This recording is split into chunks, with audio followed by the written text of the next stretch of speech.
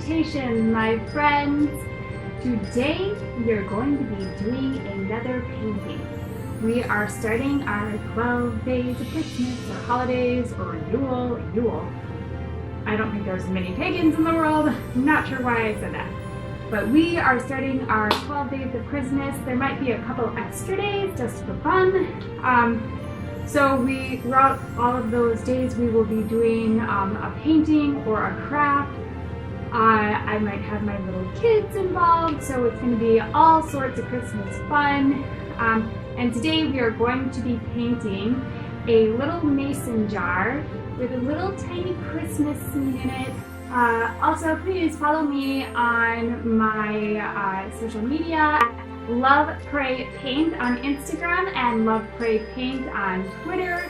And I will be having a surprise at the end of our 12 days of Christmas. I will be doing a giveaway. Woo! I don't know what's up with that. I will be doing a giveaway, and it's just kind of a thank you to everybody who has supported me. We're at 300. I am just very thankful for the people that have supported me, and really big place in my heart for every single one of you. And there is a couple of people that have really supported me, and I've been kind of going through a hard time lately. I've had a couple loved ones die, and it's just been, and just some stuff with one of my children, and I've just been kind of going through the ringer, and they reached out to me. It's Ryan from RBG Studios and Sarah. I just wanted to say a deep, heartfelt thank you. You guys really helped me get through a hard time, and I appreciate all of you. And Merry Christmas, Happy Holiday, Happy Kwanzaa, Happy Hanukkah, Happy Yule. If you know any more, leave them down below. Anyway, thank you, and let's get painting. So if you like this painting, please keep watching.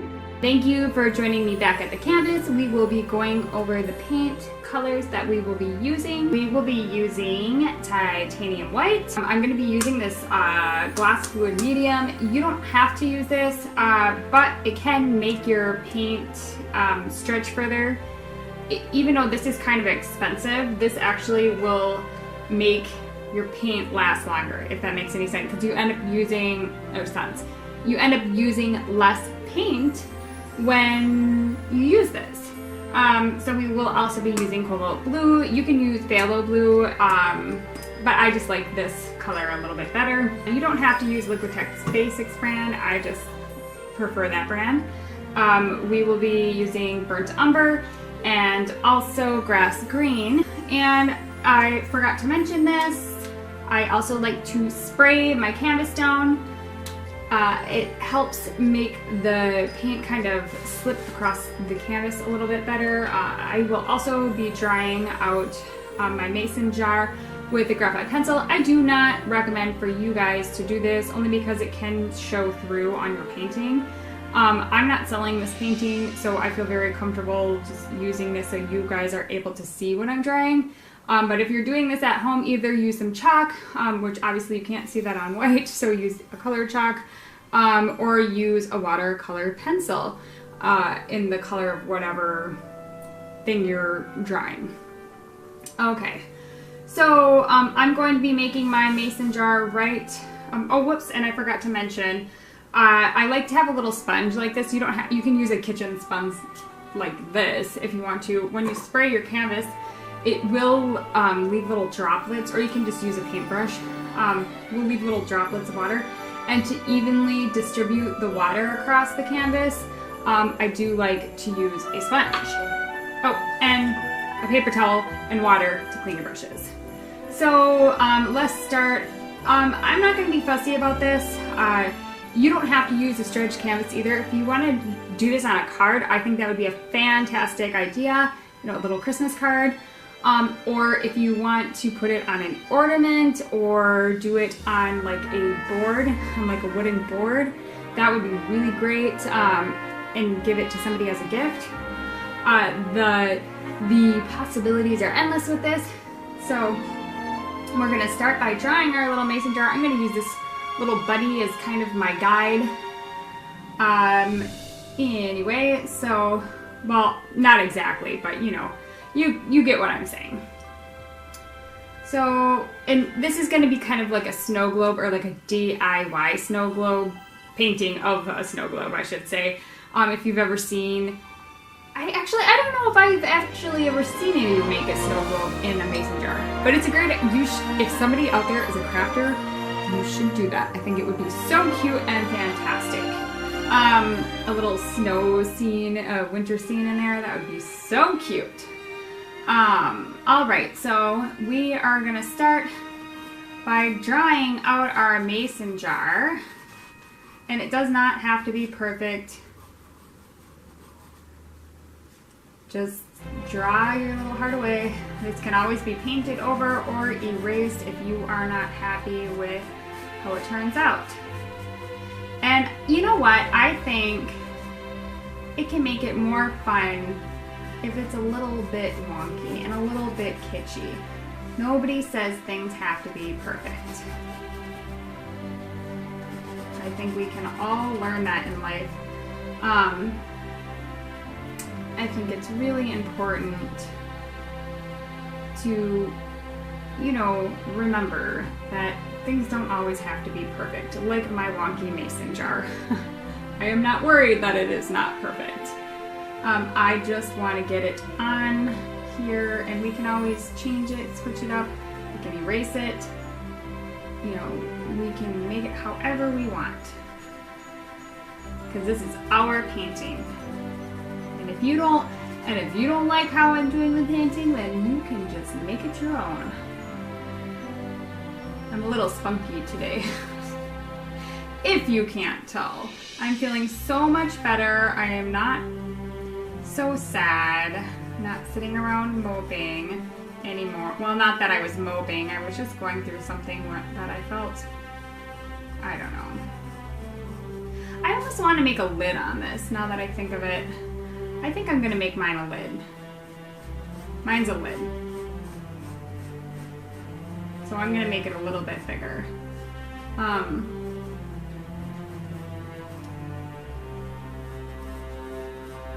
Yes, mine is going to be a lid. I've decided just now. Okay, so we have our little cap and our mason jar. And this is something that's going to hardly take you any time at all to recreate. It's a really short painting. So we're actually going to work on a little scene inside of the jar, and if you want to write like Merry Christmas or whatever your heart's desire, I'm not going to do that on camera just because, you know, I want this to be really quick and super easy for you guys to follow. So I'm not planning on doing that. I think we're going to outline this mason jar in blue because I do kind of like how that looks when I'm doing mason jars. A very light blue, I should say. So we're going to use our cobalt, and we're going to grab some of our titanium white.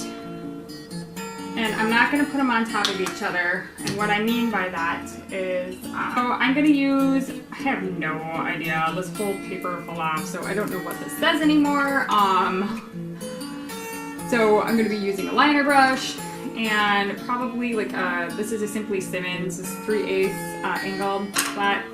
And then this little guy, he's a flat brush too, but he's not angled and he's really small. He's the number 5. And I think this is Master's Touch. The brand doesn't matter so much. I just like to say the brand because I really only use very affordable brushes. I never spend a lot of money on brushes just because these are acrylics, and I really don't feel like you have to spend a whole lot of money on brushes when you're dealing with acrylics.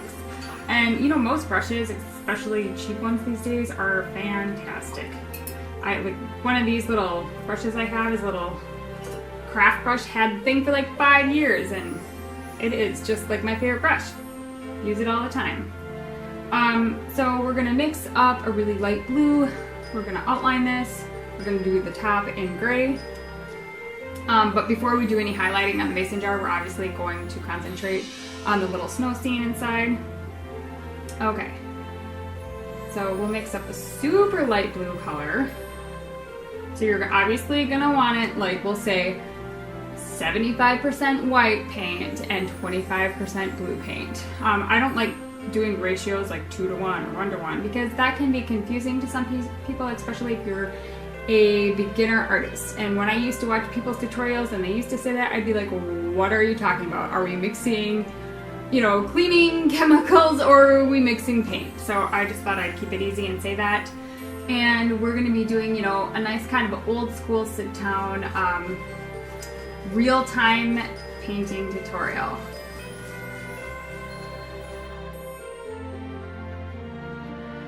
We kind of got like the base of our mason jar, and we can kind of, I like to sort of bring this in further because I think when you look at a mason jar you can kind of see the edges like that. You know what I mean? You have an idea what I'm talking about?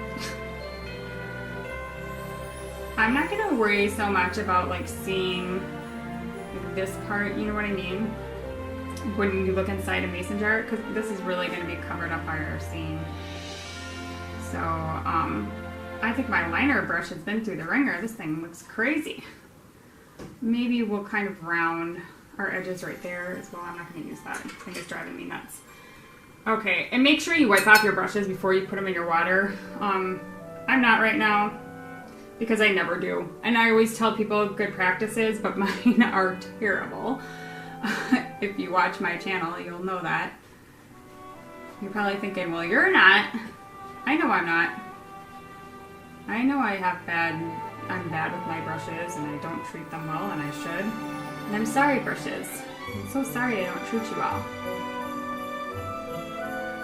Anyway, we're just gonna kind of smooth this out a little, just to kind of give it that mason jar-y kind of feel. Alrighty, so we can kind of do this too. We are going to be doing a little bit darker of a blue.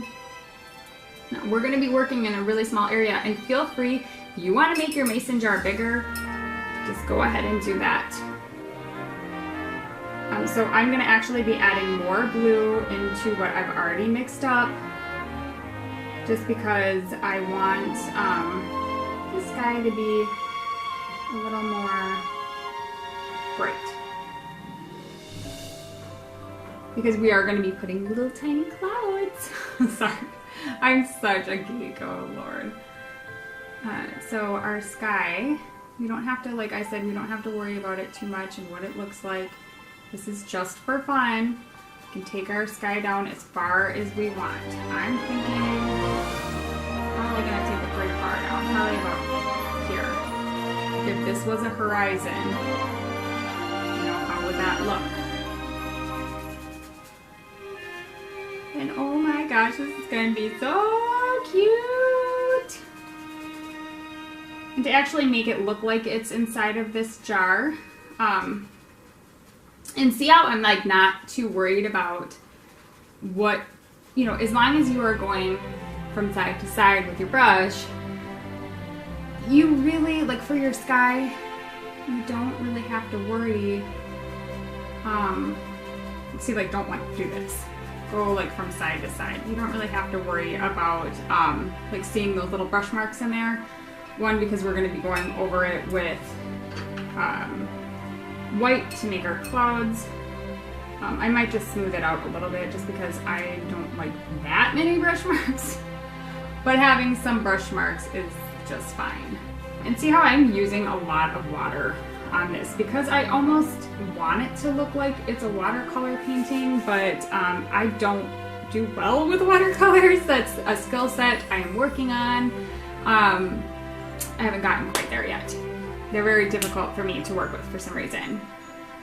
So we are going to be working on the trees here. I'm thinking we'll do like a little path and we'll have our little pine trees. So we will start with those. And when I start a pine tree, I always like to use a a brown color. You can make your own brown, or you can just use like a burnt umber or a pre-mixed brown. If you're on a budget, just mix your own brown, which is pretty easy because, you know, just mix a bunch of colors and you can get brown. But I mean, I would say just look up a color recipe online on Google and you'll get 1,000. Okay, so we're going back to our liner brush. So what I kind of want is just a bunch of little pine trees in here and kind of like a little snow path. And yeah, I don't really want this to be too fussy. So what I'm gonna do is, obviously I'm gonna start with my trees in the back. I'm not gonna start with the trees in the front because that just wouldn't make any sense. And I just don't really want this to be, like I said, I don't want it to be too fussy. So I'm just gonna make some little lines here. It'd be really cute if you did birch trees too on this. I think that would be really lovely. I want mine to be kind of little traditional, and don't put them too close to the edge, because if you don't have a really tiny fan brush, it's not gonna work so well. And now we are going to work on our clouds. Our clouds, you can use your fan brush, or you can use, hold on. Actually, I think this type of brush, it's like a round brush. Anything you can kind of scrub with. We can do both. I can kind of show you how to do it with both. You don't have to use this, you can just use water. But I'm going to use the glass fluid medium, glass fluid medium, and a bit of my white paint. Not a lot. I actually really don't want very much white paint at all, because this is going to make this pretty transparent, and that's kind of what I'm going for, is to have some nice transparent clouds. And the reason I didn't do the clouds first is because I wanted this to dry just a bit. So it's still really not that dry. I want more white in mine, because it's not even showing up. So we want it to show up, but we don't want that much because it will be way too bright and it won't be very realistic. So you're just gonna kind of scrub them in. And a lot of the time your clouds are gonna be, they're gonna kind of be darker on the bottom. And you really don't want,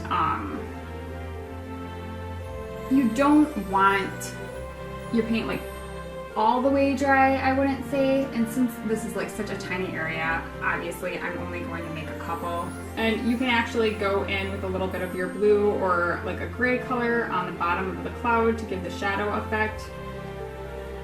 On the top, where it would be brighter, you can kind of like highlight it. And you don't want to make the bottom of it too straight or flat, if that makes any sense. Just, you know, you don't want to, so if you were doing a fan brush, you would kind of just do it like this. We're going to go in with our grass green. You can obviously make a green. I would stick with a phthalo blue if you're mixing a green, and a yellow because that has a nice green undertone. Stay away from ultramarine blue and the cobalt blue. You don't want to mix a green with that. You can, but it's going to be kind of a, I don't know. For me, I like a green to have, I like the blue when I'm mixing a green to have a green undertone. So it's nice and bright, is what I'm trying to say. Make sure you clean off your brush. And how we're going to do this. And you can use, you can mix in your burnt umber with your, even though that has a red undertone, I mean, it's fine.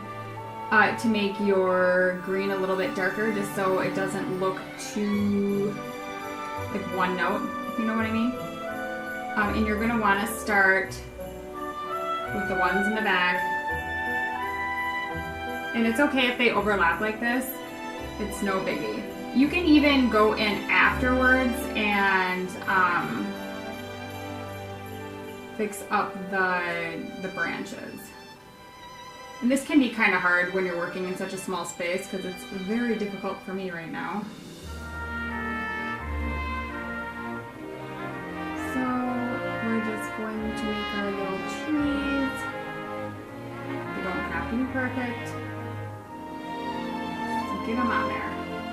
And so how you make them is you just turn your fan brush on the side if you're working in a small area like I am. And you're just gonna stamp. And if your green isn't that, like my green isn't that pigmented, because I'm using kind of an olive brand paint, you could just mix it with some titanium white and it will make the color more opaque. I'm just gonna put more than one layer and then maybe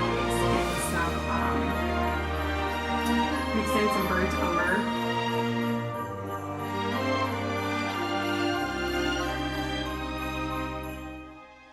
Gonna take my little liner brush and kind of go in here and make some little marks just so, and you're gonna pull down towards the like corner of the canvas. You can kind of put a little bit of white and then dot in some snow falling from the sky while we're waiting that to dry. And what I mean by put in white, I mean, you know, like make the snow here. My path didn't really work out the way I planned it to, so that's okay. And you have to be really careful because see how I hit that and now there's green in here? We really don't want that. I'm just doing this to kind of make it seem like there's sort of snow up here. Look how cute. And if you go over your line like that, it's fine because you can just go with your glue again and fix that up. Let's try this. I have this new little thing I got and I've been waiting to use it. It's like this little rubber thing. And I thought it'd be great for like dotting in the snow. Oh yeah, I think this is gonna be awesome. So we'll just make little tiny dots like this.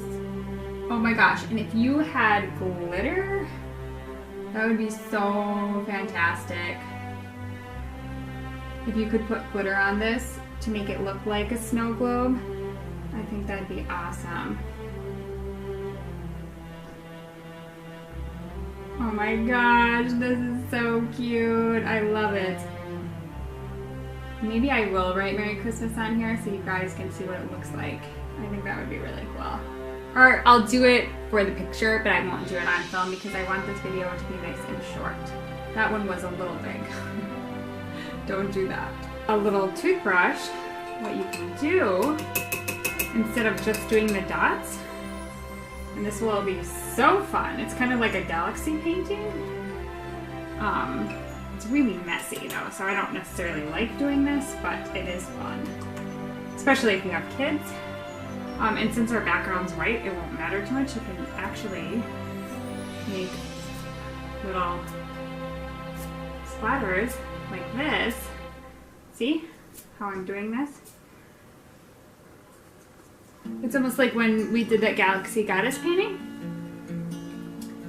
And you just sort of flick it. You don't want to go too much because then you're not going to see. That might have been a little much. And you want to make sure this is a little bit runny when you do this.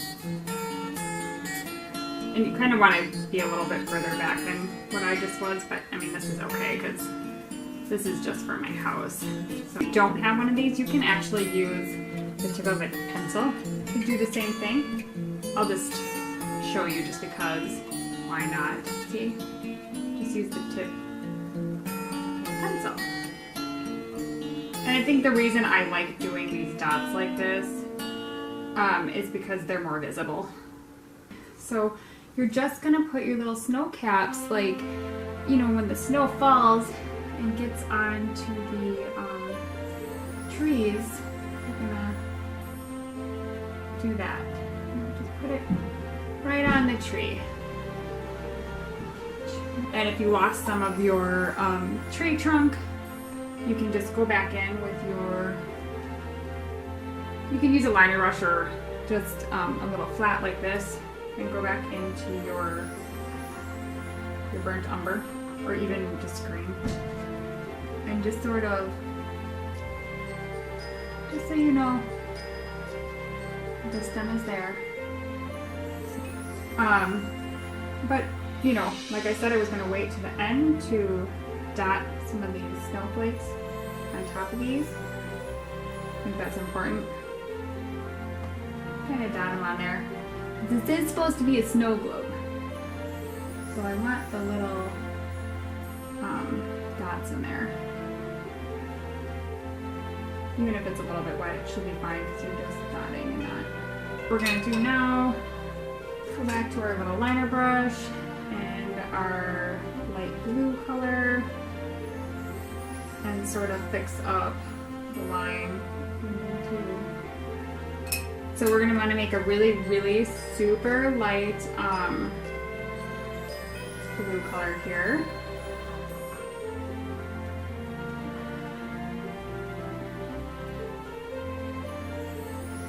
And you can make this transparent if you want, or you can leave it not.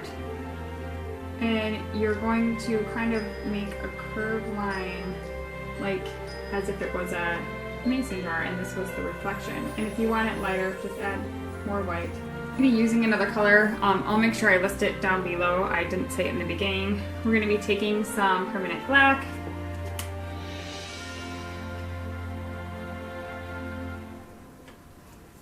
And some titanium white, of course, and we're going to be making a light gray color to paint our lid. Yeah, there, that's a good color. So what we're going to do now is we're going to make a darker gray to outline it.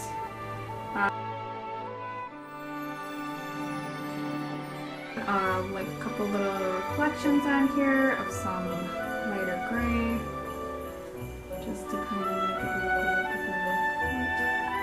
like right there. I'd probably be hitting it right here as well. So yeah, thanks for painting this with me. I had so much fun doing it, and just stick with me. We're gonna have a whole bunch more paintings to do, and like I said, at the end of our 12 days of Christmas, plus maybe a couple extra, I will be doing a giveaway just to say thank you to all of you who have subscribed to me. So Merry Christmas, Happy Hanukkah, Happy Yule, Happy anything. Just have happy holidays, I should say. It's a lot easier. All right, bye, and thanks for hanging out with me.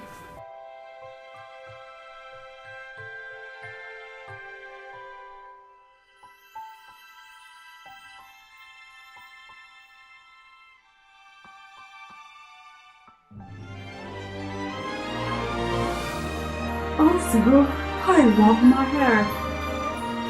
I'm sorry. My friends, no low rider. Ooh, ooh. I don't know why I'm making those weird noises. I always do.